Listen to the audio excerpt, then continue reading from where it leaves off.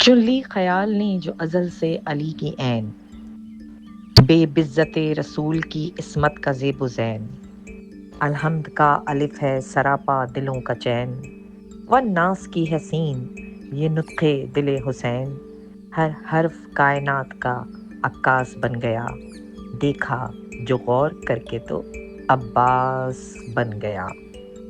آج حضرت عباس ابن علی کا یوم ولادت ہے اور کروڑوں سلام ہوں اس با وفا پر، اس باب الحوائج پر۔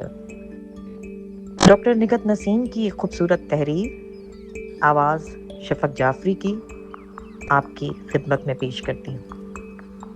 عباس ابن علی وہ ہیں جنہیں وفا کا پرچم، شجاعت کی مثال اور ادب اہل بیت کی روشن ترین تصویر کہتے ہیں۔ آئیے آج میں آپ کو ان کی دو ایسی نایاب باتیں بتاتی ہوں جو انتہائی غیر معروف ہیں، لیکن اہل معرفت اور سیرت نگاروں کے ہاں مستند ہیں۔ کربلا میں حضرت عباس علمدار کو وہ واحد شخصیت کہا جاتا ہے جنہیں امام حسین نے کبھی نام لے کر نہیں پکارا، نہ یا عباس، نہ اے بھائی، ہمیشہ فرمایا بے نفسی انتا، میری جان تم پر قربان ہو۔ یہ جملہ عربی ادب اور اسلامی روایات میں برابری یا محبت کا نہیں بلکہ مرتبے کی انتہا کا اظہار ہوتا ہے۔ یہ بات کیوں حیران کن ہے؟ امام حسین خود امام وقت ہیں، معصوم ہیں، نواسۂ رسول صلی اللہ علیہ وسلم ہیں، اور وہ اپنی جان ایک ایسے شخص پر قربان کرنے کا اعلان کر رہے ہیں جو نہ نبی ہیں نہ امام۔ یہ جملہ نہ جنگی جوش تھا نہ جذباتی لمحہ، بلکہ بار بار دہرایا گیا جملہ تھا۔ اس کا مطلب کیا ہے؟ یہاں اصل راز ہے۔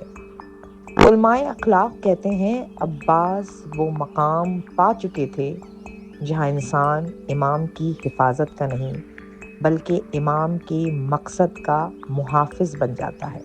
یعنی عباس حسین کی زندگی نہیں، حسین کے مشن کی حفاظت کر رہے تھے۔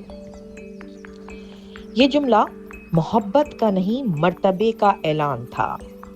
عباس وہ تھے جو تلوار سے پہلے اطاعت میں فنا ہو چکے تھے۔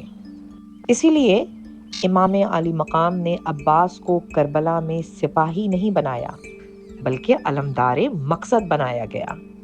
آئیے دوسری نایاب بات بھی سناتی ہوں جو انتہائی نہایت باریک نکتہ ہے، جیسے اور بھی کم لوگ جانتے ہیں۔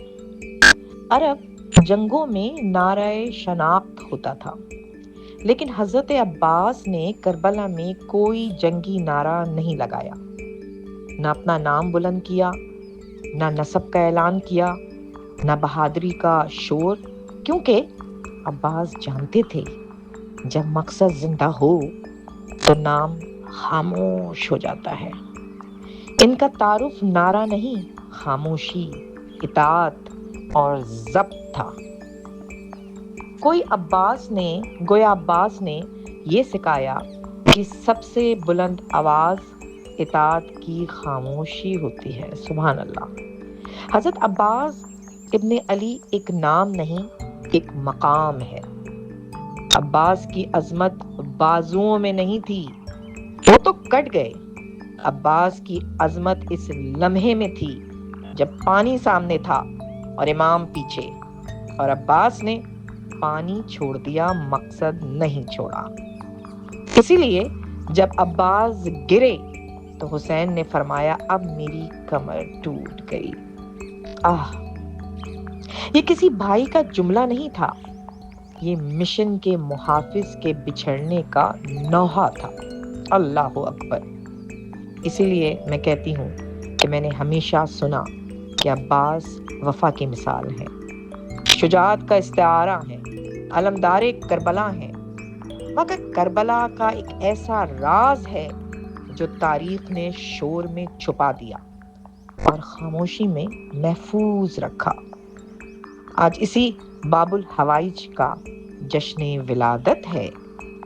عباس ایک فرد نہیں، ایک معیار ہے، وہ معیار جس پر پرکھا جائے تو پتہ چلتا ہے کہ ہم مقصد کے ساتھ ہیں یا صرف نام کے ساتھ۔ یا عباس، آپ کی غیرت، آپ کی وفا اور آپ کی قربانی ہمیں حق کے ساتھ کھڑا رہنے کا حوصلہ دیتی ہے۔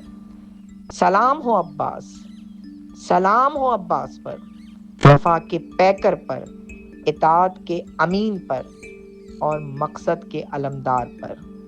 سلام ہو اس بھائی پر جس پر امام وقت نے اپنی جان نچھاور کی۔